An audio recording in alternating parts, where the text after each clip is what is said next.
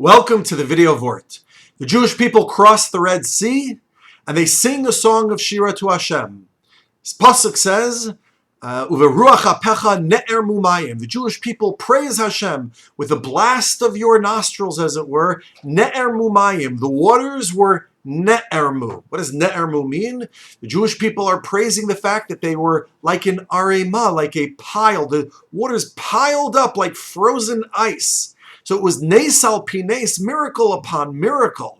That it was one thing that the waters split. This other miracle is how they stood up and frozen in motion, that the waters would not collapse on the Jewish people. Nes al pi nes.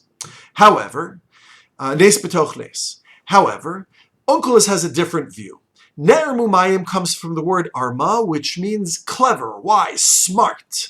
What's the smart water that the Jewish people are praising here? The Jewish people apparently noticed another miracle. There was one big one, the splitting of the sea, but there's a smaller one as well, and that's the arma, this clever thing that happened.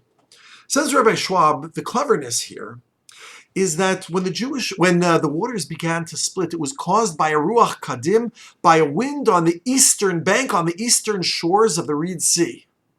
Now, as these hurricane gale force winds were blowing, the water began to part from an east to west direction.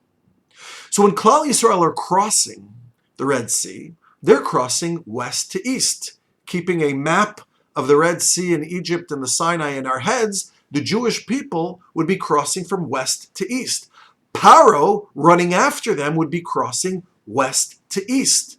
And therefore, as soon as Paro saw that the winds had ceased and the waters would begin to collapse, Paro most certainly gave orders to his troops to turn around and run westward, go west, because that's where safety would be.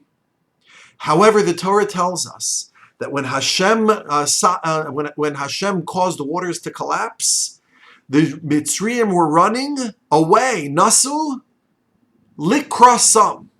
They were running away towards the water. How are they running away towards the water? Says Rabbi Schwab, this was the wisdom, this was the clever trick, as it were. That Hashem caused the western waters to collapse before the eastern waters. And therefore, as Paro was running westward, he was not running away from the collapsing waters. He was running right into them. I don't know how many of us would have the opportunity to witness a splitting of the sea. But like Klal Yisrael point out in this small verse, Uveruach apecha ne'er mumayim, there are miracles big and small to be grateful for, as long as we are able to open our eyes and see them. May HaKadosh Baruch Hu give us the vision and the wisdom to see and appreciate the miracles in our lives. Good Shabbos.